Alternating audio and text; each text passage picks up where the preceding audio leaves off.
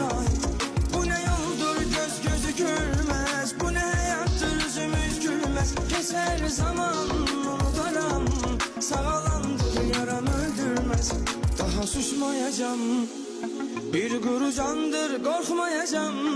Bu başıma gelenler seni sevmişem diye, yaşanılan her şeye susmuşam diye. Ah ben değilim